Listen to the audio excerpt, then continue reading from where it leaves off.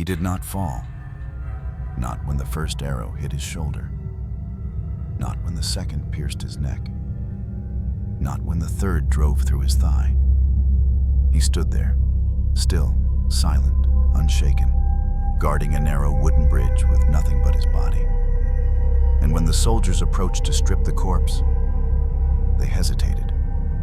Because Benkei, warrior monk, outlaw, legend, was still upright, dead, but standing, pierced by dozens, perhaps hundreds of arrows. His feet never moved. His knees never bent. He had died, not like a man, but like a monument. Today, we step into that bridge, into the blood-soaked final stand of a man who refused to kneel. This is not just a death. This is a reckoning, the last breath of loyalty, the last scream of war, the last man who died on his feet. Before he was the man who stood and died pierced by arrows, he was a child born of fire and rumor. The legends say he wasn't born like other children. They say he came into this world with wild hair that touched the floor, with teeth already sharp as knives, and a voice that roared louder than thunder. The people of Ki province whispered, "He's not a child. He's an Oni, a demon in human form." Others said he was blessed, that he was a gift from the gods, a being sent to restore balance in a world cracked by war and greed. His mother? A shrine maiden who never spoke of his father. Some say she conceived him after praying too long at a sacred waterfall.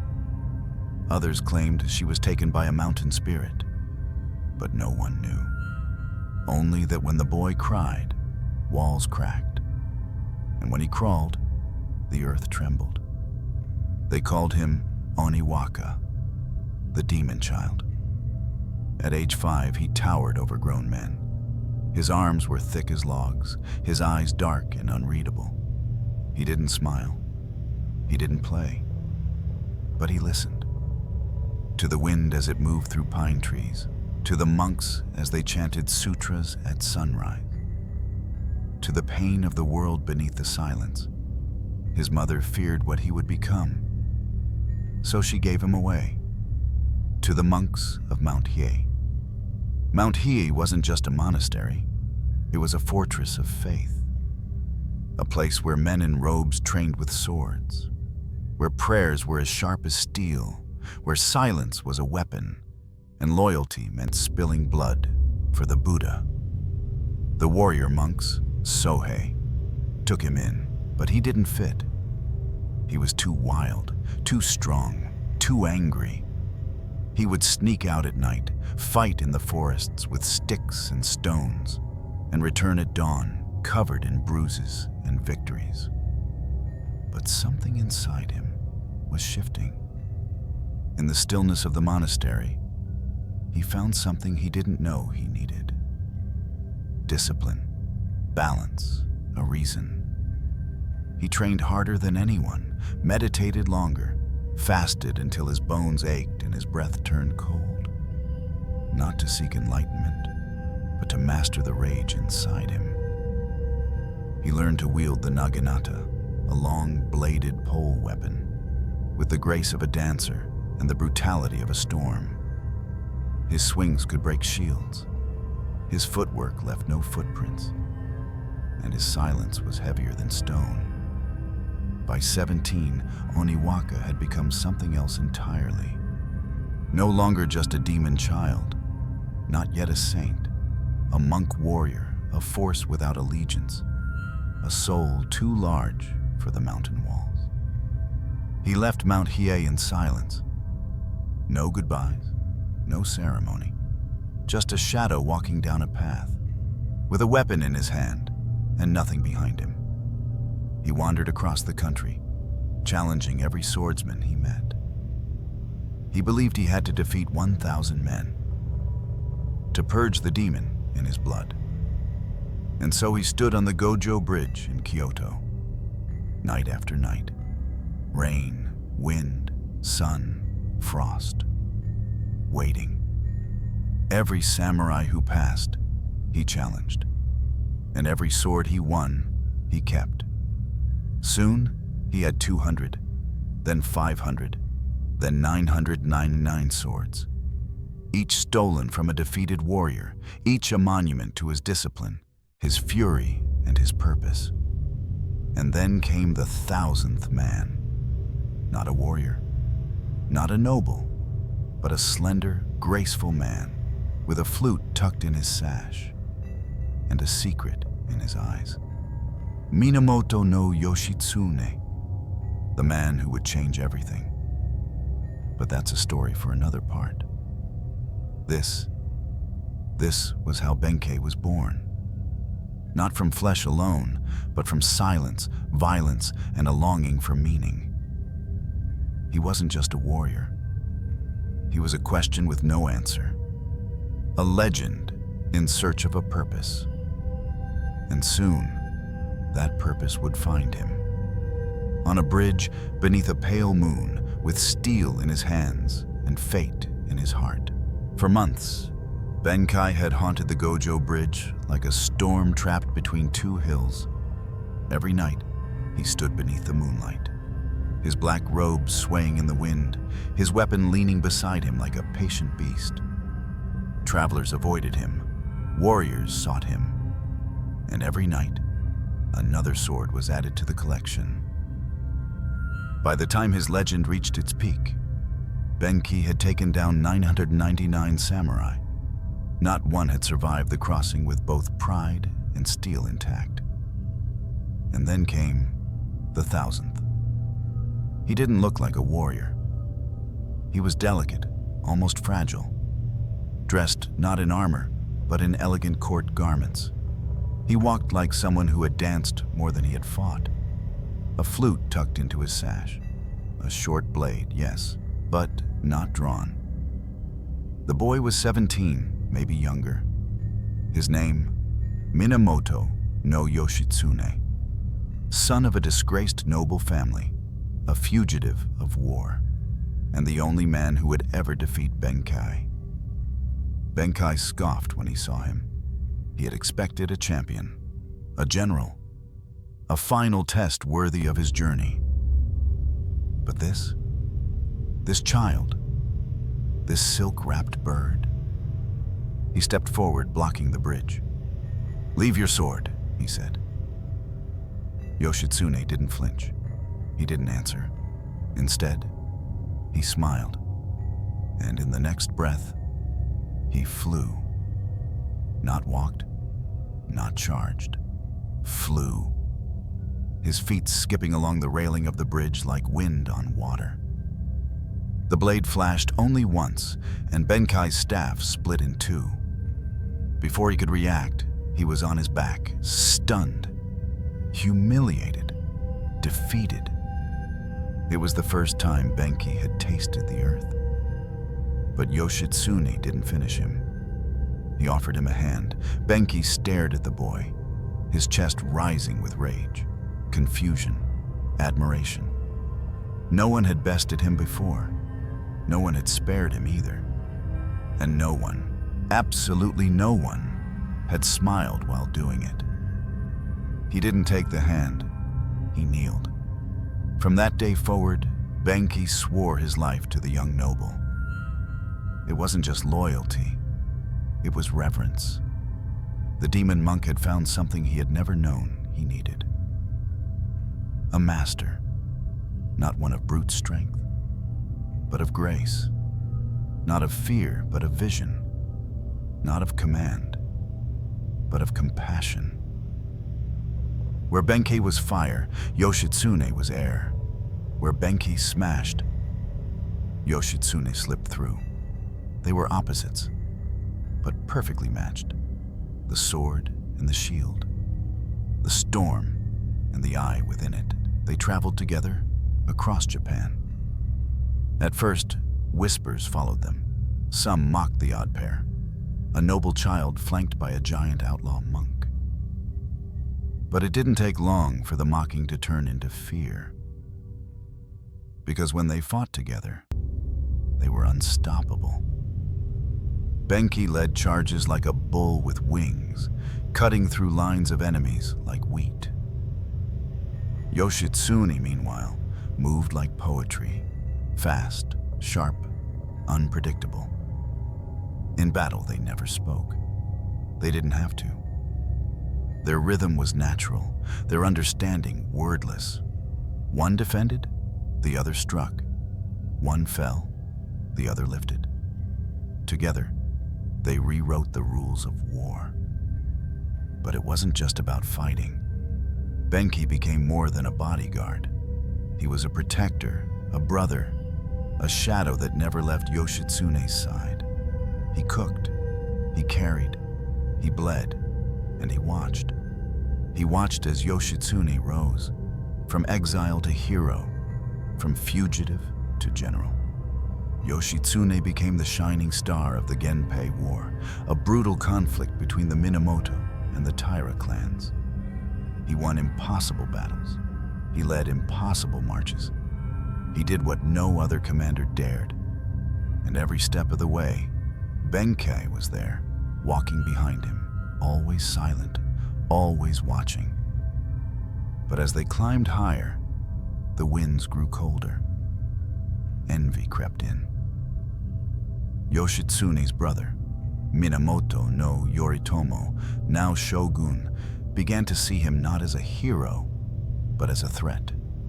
Benkei saw it first. The letters that stopped arriving, the messengers who never returned, the sudden silence of the court. They were being erased. Bit by bit, the glory they had won became a shadow on a wall, fading, trembling, gone. Benkei urged Yoshitsune to act, to run, to fight back, but Yoshitsune refused. "I serve the Minamoto," he said, "even if they forget me." Benkei clenched his fists. He had spent his life preparing for war, but not this kind. Not the war of silence, the war of betrayal. Still, he stayed.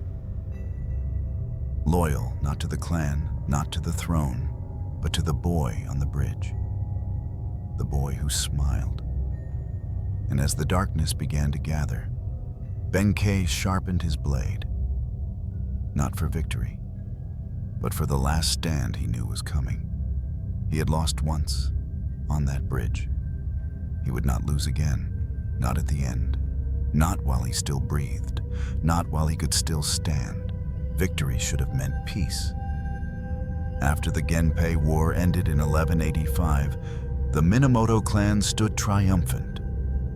The rival Taira were crushed. The shogunate had been born.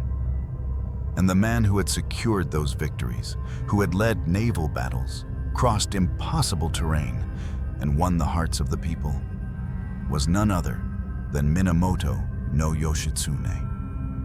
But in the new order, there was no room for legends. Yoshitsune's brother, Yoritomo, now the first shogun of Japan, feared him. And fear in the court was more dangerous than any sword on the battlefield. Benkei knew it. He felt it in the way messengers flinched at Yoshitsune's name, in how the courtiers whispered behind paper screens, in how the letters stopped bearing the clan seal, how allies suddenly vanished. And then came the final blow. Yoritomo branded his own brother a traitor. A warrant was issued for Yoshitsune's arrest, not by enemy hands, but by family. The warrior who had delivered victory to the clan now wore the mask of rebellion, and the price of loyalty became exile. They fled Kyoto under cover of night. Yoshitsune, Benkei, and a few loyal retainers moved north toward the mountains of Mutsu, seeking shelter with sympathetic lords. They traveled in silence, hiding in temples, disguising themselves as monks and farmers. The man once cheered in every village now moved like a ghost, watched, feared, and hunted. Benkei bore the burden of the road. He scouted paths. He fought off pursuers. He lifted Yoshitsune's spirits when the younger man's eyes dimmed. They shared no more speeches of honor, no more hopes of redemption. Only cold rice, frost-bitten mornings, and the sound of hoofbeats on their trail. In one village, a child pointed at them and cried, "That's the man the shogun wants dead!" Benkei didn't draw his weapon. He just looked at the child and turned away. This wasn't war. This was erasure. As weeks turned to months, they finally reached Hiraizumi in the far north. The lord there, Fujiwara no Hidehira, offered refuge. He remembered Yoshitsune's kindness years ago and promised him safety. For a while, they rested. For the first time in months, they could sleep without fear. Yoshitsune played his flute again. Benkei, for once, allowed himself to sit down without armor on his shoulders. They spoke of old battles, of laughter on the road. And for a brief moment, it seemed like the sun might rise again. But peace, in their story, was only a mirage. In 1187, Hidehira died, and his son, under pressure from the shogunate, betrayed the promise. He sent word to Kamakura. He would no longer protect Yoshitsune, and the samurai of the shogunate began to march north, toward their final hiding place. Benkei stood outside the castle walls when the news came. He didn't rage. He didn't curse. He simply nodded. The end had found them. They fortified the residence at Koromagawa. It wasn't a fortress. It was a house, a tomb waiting for its occupants. Benkei sharpened his naginata. He cleaned every inch of his armor. He walked the perimeter again and again, memorizing every path the enemy might take. Inside, Yoshitsune sat in silence, holding a poem he'd once written as a boy. A poem about cherry blossoms, about fleeting beauty. Benkei didn't speak to him that night.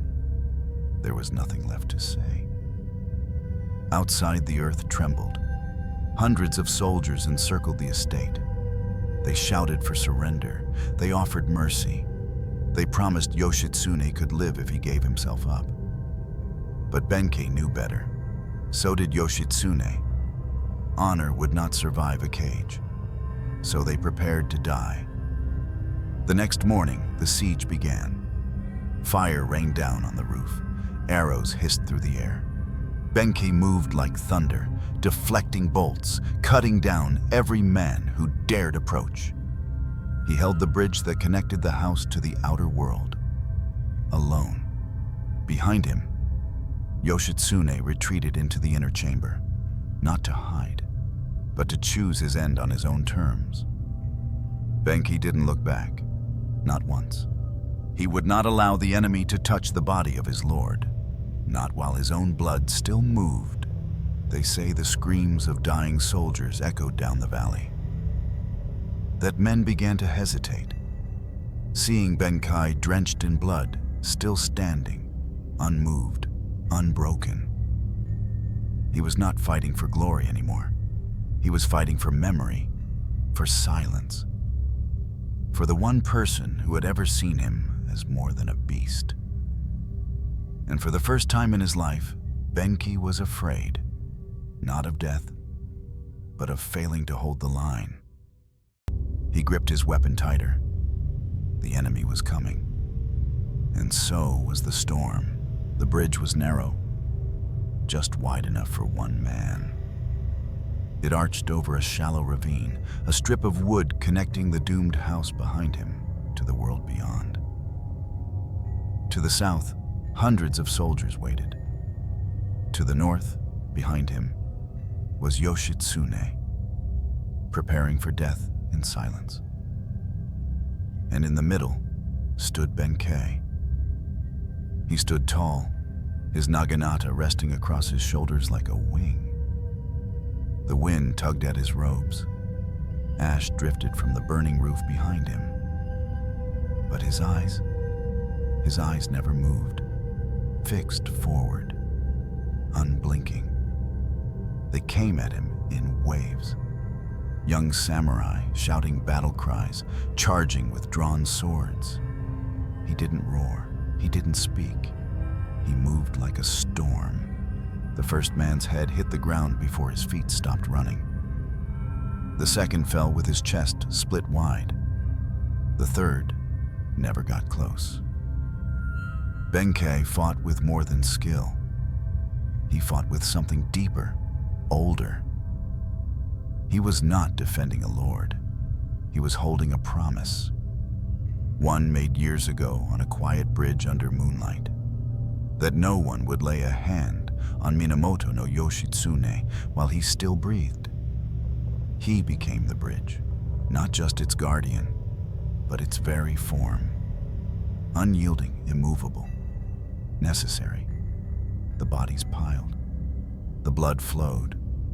The ground turned black with it. And still, he stood. The soldiers began to hesitate. They whispered, "Is he human?" Some refused to advance. Others fired arrows from a distance. The first struck him in the leg. He didn't move. The second pierced his shoulder. He grunted, barely. The third sank into his stomach. He tightened his grip. By the time the 10th arrow hit, his robes were soaked in blood. But his feet never shifted. His spine remained straight. They tried to rush him again. More bodies fell. He fought not with speed, but with precision. Every strike a sentence, every step a warning. But even legends have limits. The arrows kept coming, 20, 30, 50. Some lodged in his arms, others in his ribs, one near his eye. He tore it out and threw it to the ground. He began to sway. The bridge creaked beneath him, as if the wood itself felt the weight of his defiance. And still, he stood. They tried a new tactic. Archers lined the hill. Volley after volley filled the sky. Arrows like rain. Arrows like judgment. Some say over 70 pierced him. Others claim more than 100. But no one counted exactly, because no one expected him to still be there. Still upright, still silent, still breathing, barely. Then the silence broke. One soldier, braver or more desperate than the rest, crept forward. He approached slowly, step by step, arrow drawn, eyes fixed on the towering figure before him. Benkei didn't move. The soldier stopped within striking range. He paused, trembling, then released his arrow. It struck Benkei in the chest, deep, and nothing happened. No scream, no fall, no collapse, just stillness. The man took another step. Benkei didn't flinch. Another step, and then he saw the eyes. They were open, staring, but lifeless, dead. Benkei was already gone, but he was still standing. The soldier dropped his bow and ran. Others came forward, slowly, with trembling hands. They circled him, unsure, horrified. They touched him, and the body tilted, but didn't fall. It took 3 men to lower him to the ground. His knees had locked. His muscles had frozen at the moment of death. His soul had departed, but his body refused to yield. The final act of his life was not a strike, but a statement. I will not fall. Behind him, inside the chamber, Yoshitsune had already ended his life by his own blade. A samurai's death. Quiet, controlled, alone. But it was Benkei's death they would never forget. Because death, when it comes, takes everything. The breath, the blood, the body. But with Benkei, It took nothing but the soul. The rest remained, standing. A man-turned monument, a myth solidified not by story, but by will. And in that moment, the samurai who watched him understood. They had not defeated him, they had merely outlived him. They buried him at the foot of the bridge, where blood still darkened the planks, where the wind still whispered his name. They said the ground trembled for days after, that no birds nested in the trees nearby, that even the river beneath ran slower, as if mourning. Benkei's death wasn't just heroic, it was impossible, and therefore unforgettable. After the bridge fell silent, after the bodies were burned and the soldiers had marched away, only the wind remained. It moved through the pines with a kind of reverence, as if it too feared waking something sacred in the earth. There were no more cries, no more clashing steel, no final speeches or funerals. Just a ravaged estate, a broken bridge, and a name that refused to disappear. Benkei was dead. Yoshitsune was dead. And yet, the world did not feel finished. Not for those who had seen them, not for those who had ordered their death, and certainly not for those who had tried to forget. In the court at Kamakura, Yoritomo received news of their deaths with cold detachment. His brother was gone, the threat extinguished, the path to absolute power cleared. But something lingered, a shadow that stretched across the shogunate like a bloodstain that couldn't be scrubbed. The soldiers who had witnessed Benkei's final stand returned changed. Some refused to speak of it. Others woke at night, claiming they had seen the warriors still standing in their dreams. A few left their posts entirely, abandoning the shogunate to take up robes at temples in the mountains. They whispered to each other that it wasn't just courage that held Benkei upright. It was something else. Something older. Something beyond men and war. Benkei, the demon child, had never truly left. In the years that followed, the land itself seemed to remember. Villagers near Koromagawa claimed they could hear footsteps on the bridge at night. Heavy, measured, deliberate. Children were told not to speak the monk's name after dark, not because he was evil, but because he was listening. Priests offered prayers in secret, fearful of the warrior's soul wandering without peace. And still, the memory deepened. In some stories, Benkei was no longer a man, but a god of loyalty. In others, he was a wrathful spirit, forever guarding Yoshitsune's legacy with invisible fury. And always, always, he was standing.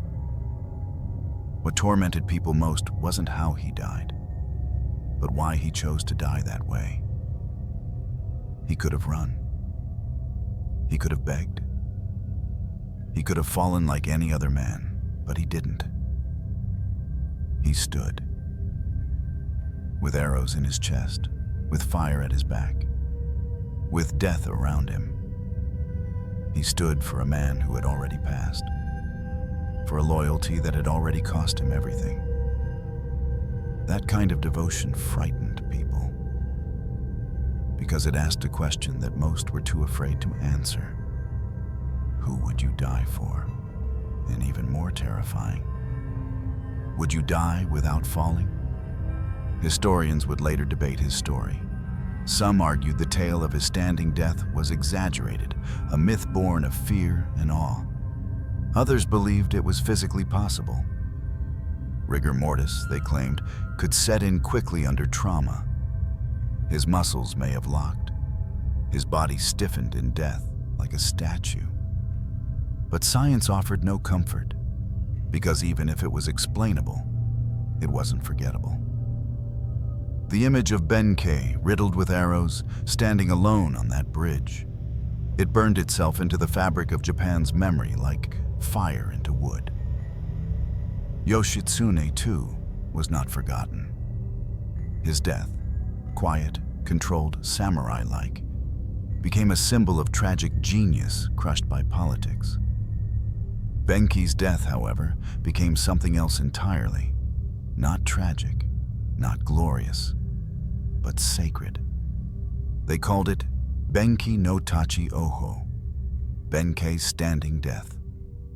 It entered folklore, theater, poetry, and painting. It was reenacted in kabuki plays, carved into temple gates, and painted on silk scrolls. Children memorized it, poets romanticized it, and monks chanted his name at dawn in low voices, with incense curling toward the ceiling like arrows never reaching their mark. But what few remembered, what few ever asked, was what Benkei feared. He didn't fear dying. He didn't fear pain. What he feared was forgetting. That Yoshitsune would fade into obscurity. That their loyalty, their sacrifice, would be lost in the pages written by their enemies. Benkei didn't die for glory. He died for memory. He died so that the story would outlive the silence. So that long after his body had rotted and the bridge had crumbled, someone, anyone, would whisper his name and feel a shiver in their blood. And that shiver would mean he had not fallen in vain. In the temple gardens of Mount Koya, where Benkei once studied as a boy, the wind still brushes the stones gently. Visitors come and go, leaving coins, paper cranes, or just a bowed head. No one speaks loudly there, because even now the silence is not empty. It is full of footsteps, of vows, of standing death. And somewhere, across time, Benkei watches still. They say there are two kinds of death. The first is the one that ends your breath. The second is the one that erases your name. Yoshitsune died by his own hand. Benkei died standing in blood. But their second deaths, the erasure, was just beginning. Because in the aftermath, as Japan moved forward, the same empire that hunted them began to tell their story. Not in whispers, but in songs. Not as truth, but as theater. Yoritomo had what he wanted. He was the uncontested shogun, military ruler of Japan. His enemies lay in ruins. His brother was a memory. And yet, something haunted him. Yoshitsune's name began to rise again, among peasants, among monks, among poets. They sang of the boy general who defied fate, of the tragic youth cut down by politics, and always, always, of the giant monk who died on his feet, like a god refusing to kneel. Yoritomo banned performances. He forbade the mention of Yoshitsune in public records. He declared Benkei a criminal. But the harder he pushed, the more the story spread. Because a man who dies in silence is forgotten. But a man who dies screaming in the hearts of the people, he never truly dies. In the decades that followed, the legend grew. The Heike Monogatari, an epic of war and loss, immortalized Yoshitsune and Benkei in poetic prose. The No and Kabuki theaters reimagined their final moments again and again.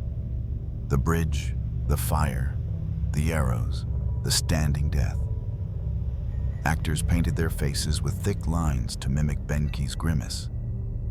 Audiences wept as the monk refused to fall, his body filled with wooden spears painted red. Children began playing Benkei on the bridge, a game where one child blocked a path and refused to move, no matter how many others pushed. Statues were raised, shrines erected. Even emperors whispered prayers at their altars, though it was their very court that once branded these men as traitors. And still, something felt wrong. Because what was being remembered wasn't the truth. It was the performance. Benkei's memory became a mask. He was no longer a man of flesh and spirit, but a symbol, a tool. To some, he represented loyalty. To others, defiance. To the state, he became a safe myth, one that could be packaged and performed without ever challenging the power that had destroyed him. No one remembered his silences, his doubts, his hunger on the road, his fear of irrelevance. They remembered the arrows, the blood, the way he stood like a wall. And so, the man was buried, not under earth, but under legend. What happens when your life is taken not just by death, but by retelling? When the sharp edges of your suffering are polished into performance? Benkei was remembered by everyone and understood by no one. Not even those who loved him most, not even himself, if he had lived to see it. In the 14th century, a new shogunate rose, and with it came a wave of artists, historians, and priests who sought to purify the past. They cleaned the story, removed the mess, smoothed the contradictions. Benkei became a comic figure in some plays, a loud, brash monk with fists like thunder and brains like stone. Yoshitsune became a tragic prince, too perfect to be real. The politics disappeared. The betrayal was softened. And the truth, the terrifying truth of what loyalty cost, was edited out. But deep in the mountains, monks continued to chant Benkei's name, not loudly, not for theater, but because they remembered.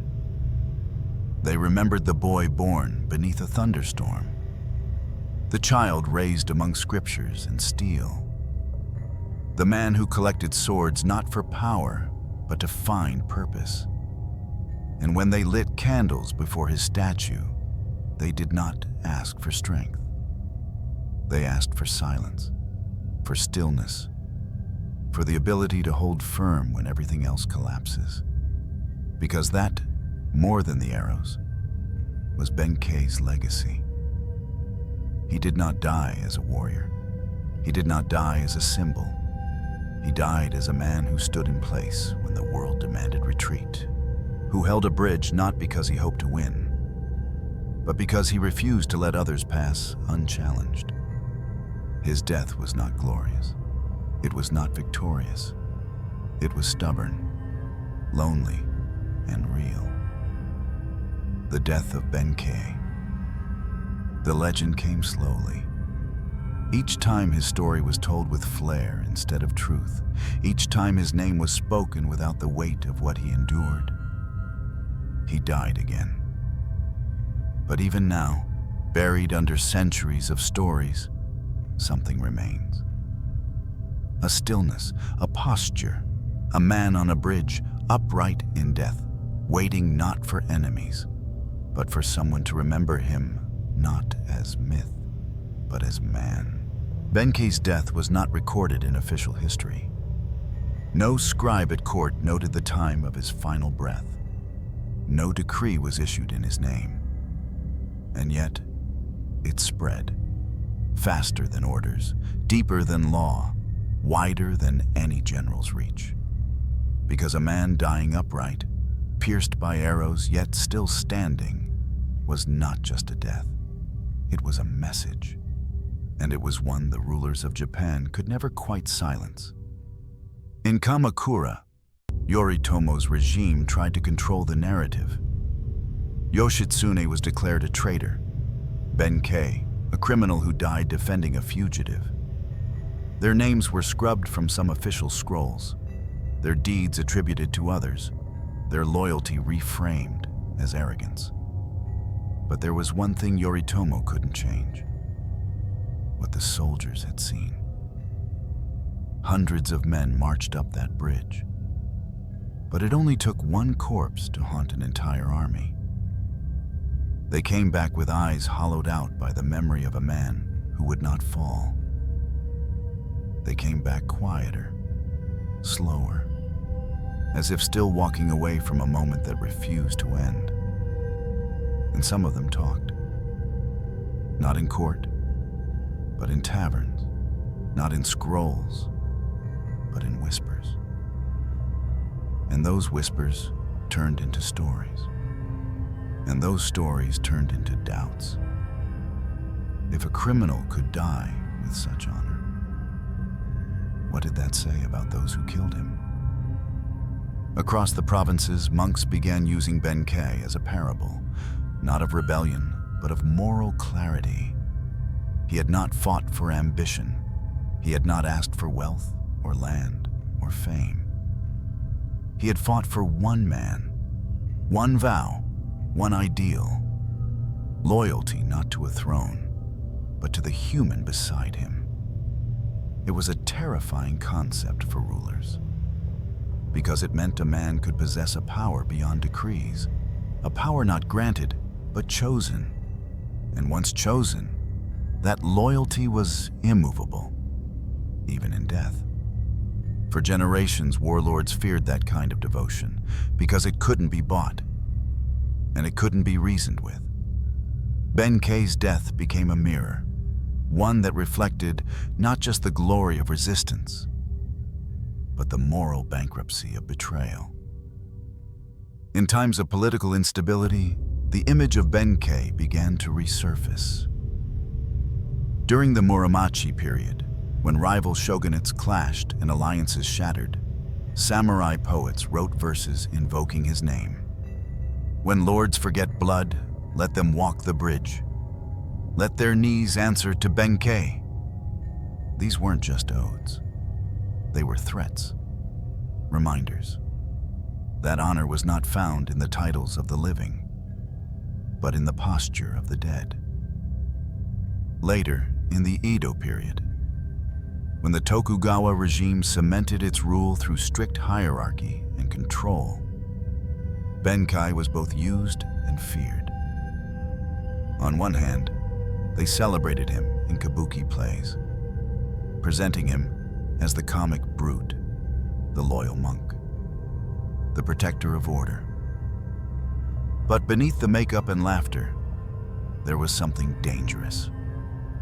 A figure who obeyed no lord but one, who stood not for nation, but for personhood, who died not for law, but for love.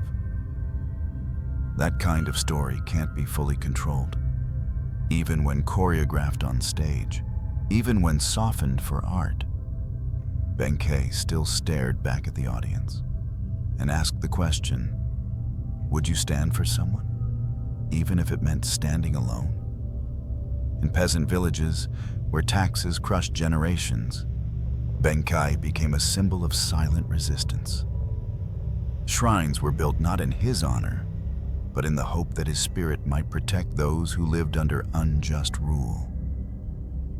Mothers whispered his name into their children's ears at night, not as warning, but as prayer, a prayer for strength, for silence that could endure cruelty, for the ability to hold firm when the world collapses.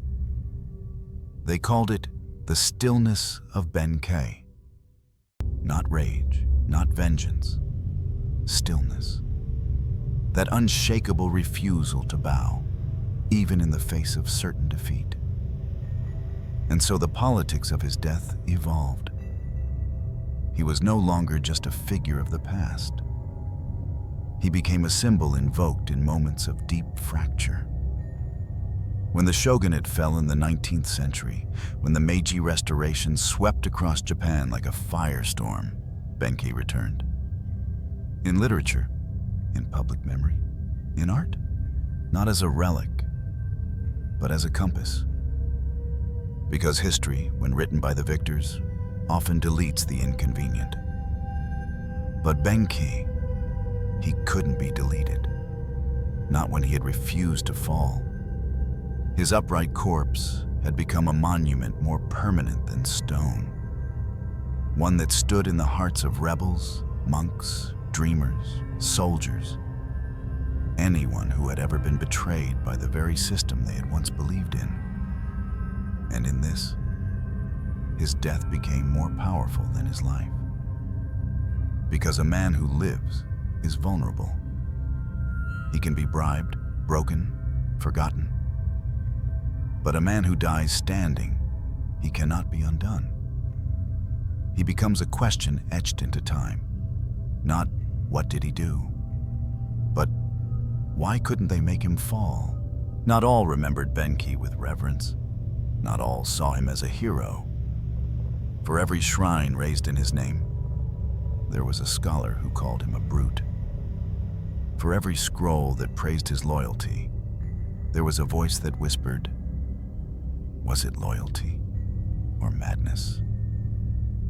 Benkei's memory was not one story. It was a battlefield. And like all great symbols, he became a mirror, reflecting whatever those who looked upon him feared or desired. Some saw a model of perfect devotion, the ultimate retainer. The warrior who asked for no reward, questioned no order, and died not for a cause, but for a man. In a world plagued by betrayal, greed, and shifting allegiances, Benkei was unshakable. He didn't scheme, he didn't doubt. He simply stood. That kind of figure became a balm for emperors, a lesson for generals, a fantasy for those who wished to be followed without question. Statues of him were placed outside castles, as if his presence could protect the lord's inside. Parents told their sons, be like Benkei, die on your feet. But others looked at his story and saw something different, something darker. They saw a man who never questioned his leader, even as that leader was cast out, even as their lives unraveled, even as death came knocking. Benkei didn't ask why. He didn't resist. He obeyed. To some, that wasn't loyalty. It was surrender. The complete erasure of self. A body turned into armor. A soul turned into silence. They asked, what is the point of dying for someone when that someone is already gone? To them, Benkei's final act wasn't noble. It was tragic. A reminder of how blind devotion can lead a man to kill, and to be killed without ever truly choosing for himself. Even among monks, the opinions split. Some called him Bosatsu, a warrior bodhisattva who turned his rage into righteousness, who mastered discipline and walked the path of suffering with grace. Others saw in him the failure of balance, a man too consumed by action, too hungry for purpose, too desperate to belong. They wondered if his silence came not from wisdom, but from fear. Fear of being nothing, fear of becoming lost without someone to follow. And yet, perhaps that is what made Benkei so human. Because if we're honest, isn't that fear in all of us? The fear that without a mission, without a cause, we are just bodies, moving through days, waiting to be pierced by something, anything, that gives us meaning. Benkei found his meaning in Yoshitsune. He stood for him. He bled for him. He died for him.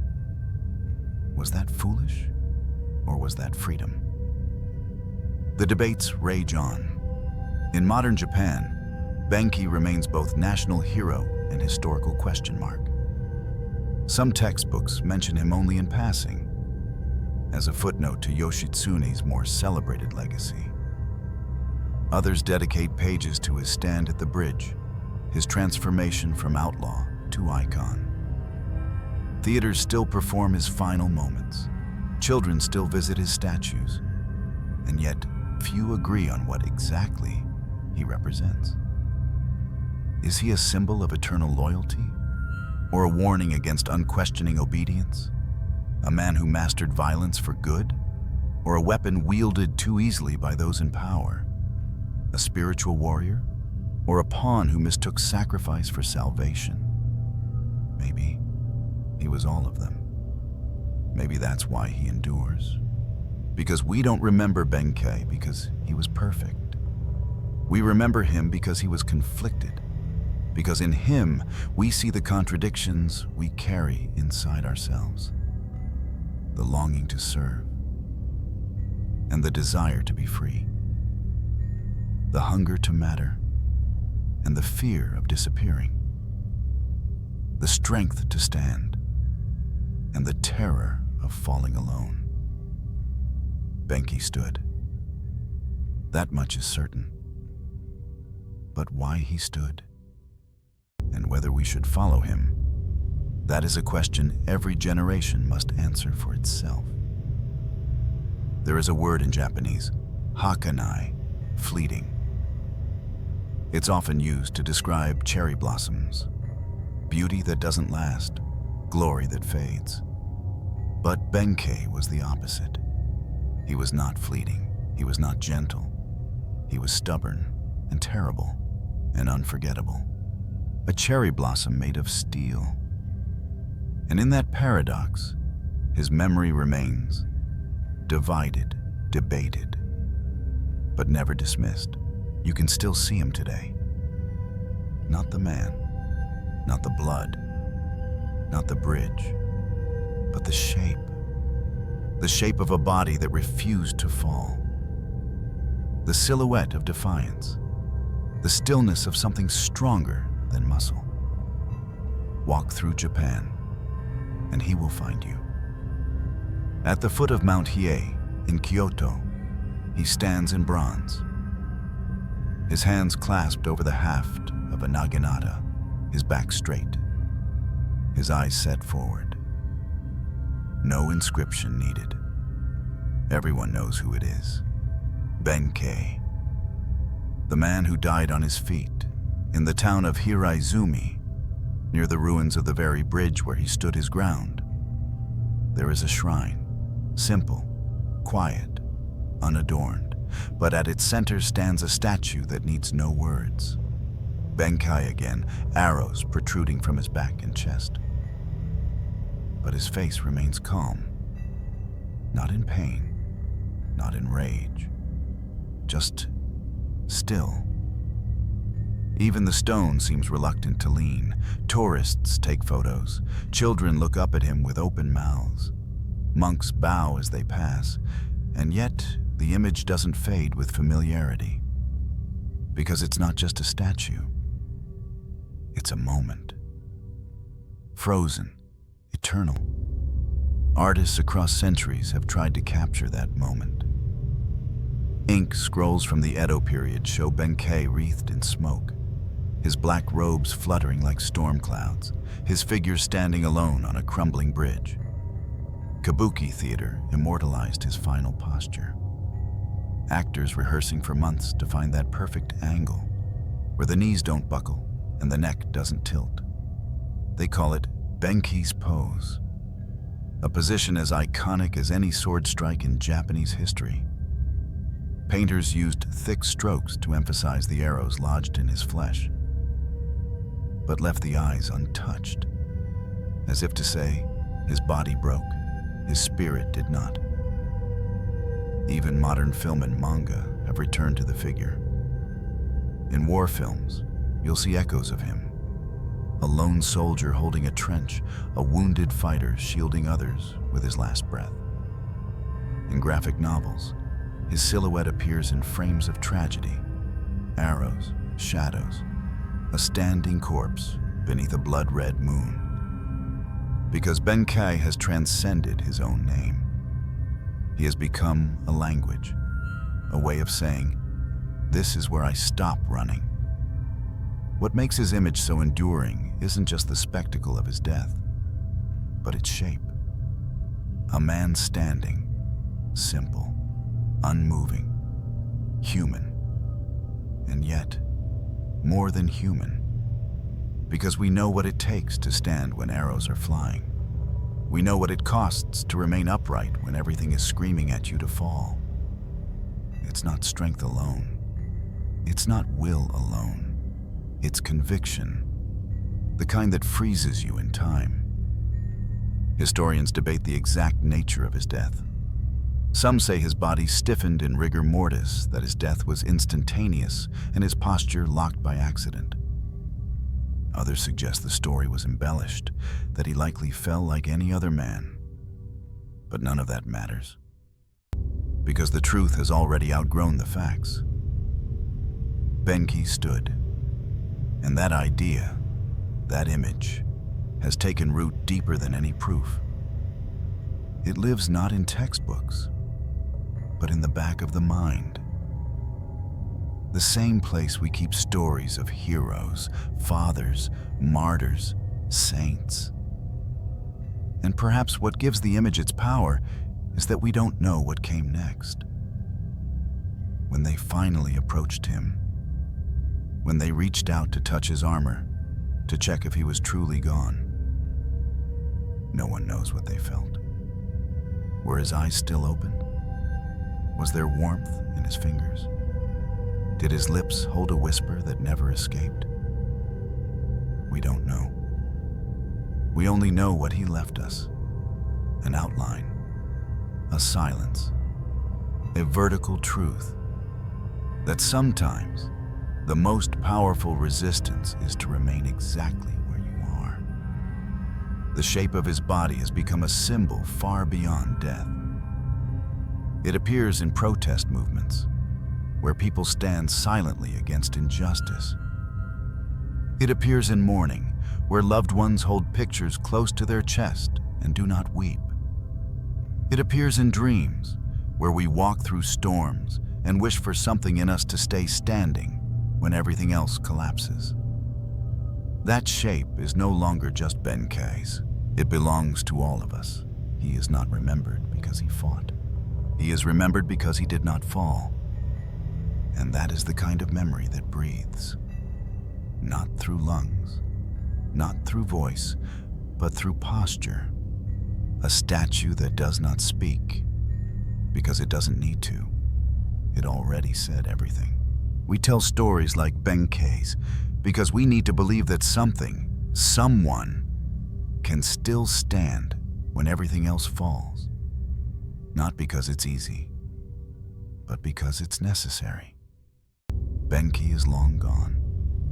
His body returned to the dust of the mountain, his blood washed away by rain, his name reshaped by poets and performers. But somehow, in all that decay, something survived. Not his weapons, not his wounds, but the way he stood. That one act, silent, still, impossible, echoes across centuries, not because of its violence, but because of what it says about the human spirit. Because deep down, we are all standing on our own kind of bridge. We may not be surrounded by arrows, but we are surrounded by pressure, by expectation, by betrayal, by fear. We are all told at some point to kneel, to conform, to surrender. And most of us do. Not because we're weak, but because standing is lonely, because it hurts, because it's hard to know what's worth holding your ground for. But Benkei knew. He had nothing left to win, no future to protect, no crowd to impress. He stood for someone he loved, and he stood for something he believed in. And when death came for him, it had to pry him from his feet. That's the kind of strength that doesn't come from muscle. It comes from conviction. There's a lot I don't know. I don't know if Benkei really stayed standing until the very end. I don't know how many arrows pierced him. I don't know if the bridge groaned under his weight, or if he whispered a final prayer before his knees locked in death. But here's what I believe. He was already dying long before the arrows came. He had been dying in a way. Every day he walked beside Yoshitsune, knowing that the world would never reward their loyalty.